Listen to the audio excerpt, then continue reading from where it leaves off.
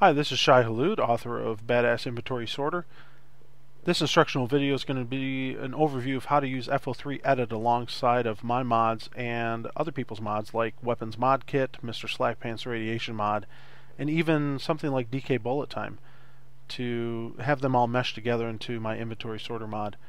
First, we're going to show you how to do a conflict resolution with a couple different things, and then I'll show you something like, even with DKBulletTime, how to add some information to make it sort into the proper categories. First thing you want to do is you want to grab FO3Edit from the Nexus website. If you guys need links, they're over on the sidebar. And you want to get the training manual for FO3Edit. And I suggest you guys get the HTML edition because it has hyperlinks to help you navigate through the hundreds and hundreds of pages that are in that editor. For the purpose of this video, I'm going to move pretty fast, but that's the beauty of video. You can always rewind it if I'm going too fast for you guys. But once you get your FO3Edit, go ahead and fire it up and bring up the mods that you're going to want to do modifications to. I already have them all selected here, including my, well, no, I'm not doing the BA repair, my inventory sorter down here. Go ahead and hit OK, and it's going to load everything up. I'm going to maximize the window. And I'll try to make sure I'm descriptive of my mouse clicks and keyboard shortcuts that I use. Once this is all loaded up here, what you want to do is you want to open up the inventory sorter, just get an idea of the submenus that I'm going to be dealing with. Well, I deal with ingestibles, that's your foods, armor, books, miscellaneous items, is everything in the miscellaneous category and some other categories, and your weapons. So let's look at MrSlackpantsRadition mod. The thing that it deals with out of all of these subcategories is ingestibles. So most likely it's impossible for me to have any kind of other conflicts with anything else here but ingestibles. So let's open up that folder. Right away you see that there's two items that are red, RadAway and RadX.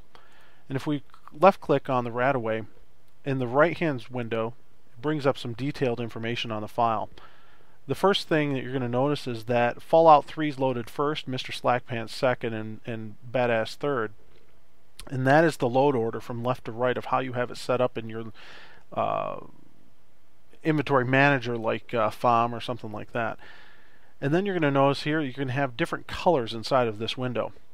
Green means that there's no conflict or everything is basically the same. Yellow means that there might be a conflict. You might want to take a look at that. And then you have red, which means that there's a serious conflict, something majorly has changed. Well, the name has changed, obviously, because MrSlackpants uses the same name, but my name is different. And the thing you'll notice different about my name is that I use these tildes in front of the name. And that's the secret to the way I sort things, is I just add tildes to the front of it, and it forces it into a certain level list. Well, RadAway happens to be 5 tildes.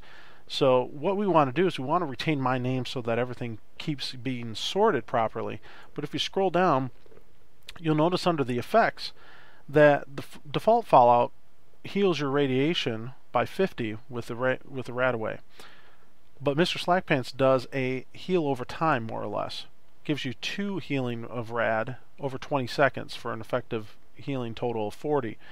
But if you have other effects, like his added RadX effect, or if you have the rad regeneration perk from Moira, if you guys did the Wasteland Survival Guide, each thing that you have will add 1 over 20 seconds, so you effectively have 4 over 20 seconds, or 80 total.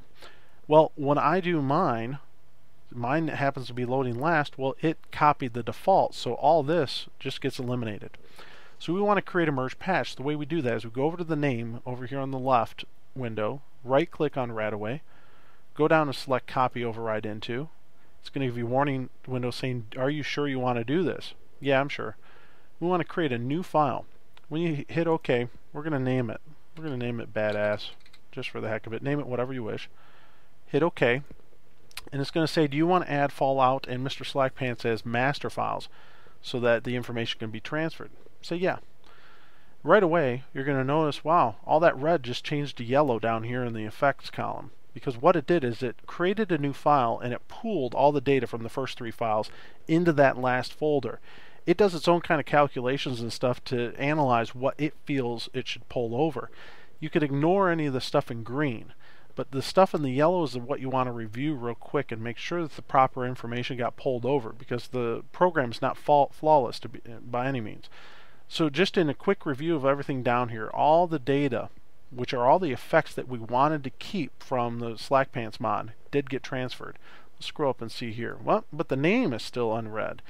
Basically, it copied the default name over again. Well, we want my name, so what we're going to do is we're just going to left click on that cell where my name is and just drag it over to the badass mod.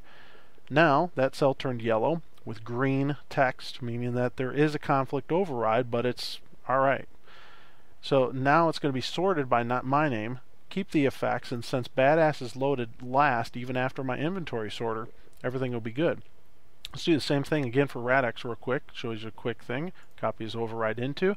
We don't need to create a new file. We'll just put it in the same badass folder.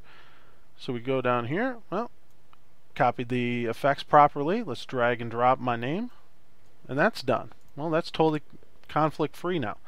Now let me show you doing something with DKBulletTime. And if I have time, I'll get into Weapons Mod Kit. But if you go into the DKBulletTime mod, one of the things that you notice here is the only thing it really affects is the ingestibles. Let's take a look at what's in there. We have the activator and you have the config. The config is what brings up the menu to select how many action points is used and to add this activator, for instance. Well, by default, these things are going to be at the top of your list. Not only because of the way that they're expressed here with the less than sign and the bracket, but because all my stuff is already sorted in that list. So if you don't want them at the very top of your list, one thing you could do is you could add some of those tildes. Well, you don't want to add and change his file, because if he creates an update, those changes are going to go away. So select both files by holding Control and clicking them both. Select copies override into. We can just put it in that same badass folder. It's going to say, do you want to add as a master? Yes. And when it copies over, everything's green because we basically just made an exact duplicate. What we're going to want to do is we're going to want to go into these. So we left click on the bullet time activator, and let's look at the name here. And what we could do, there's two ways you can go about doing this. I suggest you right click on the name of the badass folder, don't change his, hit edit, and when this comes up, what we're going to want to do is we're going to add some tildes to the front of this. I know, and if you look at my overview, there are some open slots that you could add this to. You could put it as deep as you want. I'm going to put it 8. 1, 2, 3, 4, 5, 6, 7, 8 tildes. The beauty about the tildes is that they don't show up in game. Okay, so by putting this at 8, that's going to put it on level 8 all the way at the bottom, so that my activator gets shoved all the way to the bottom. Hit OK, and there you go. There's that yellow again. Let's go down to the configurator. Let's right click and edit. Go to the front of the mod. 1, 2, 3, 4, 5, 6, 7, 8. Hit OK, and we're done. Now those are going to be sorted to the very bottom of the list.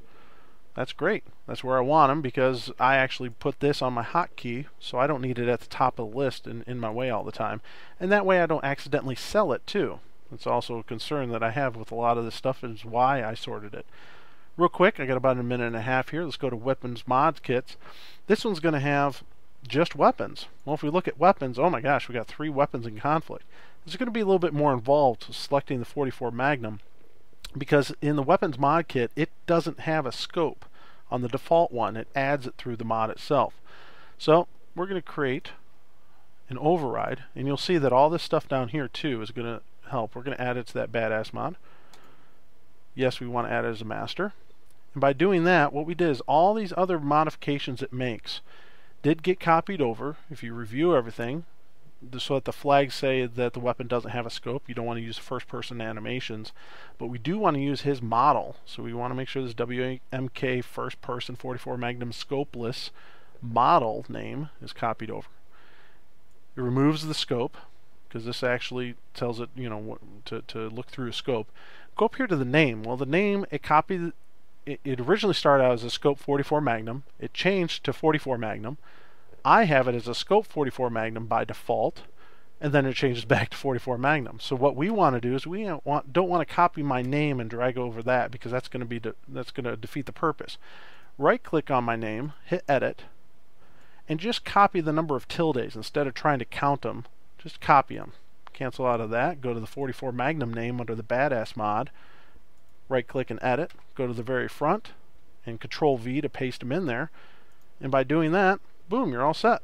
Hopefully this video has helped you out a lot, and I hope that you guys can play around with this stuff some more. There's obviously a lot more involved, but good luck.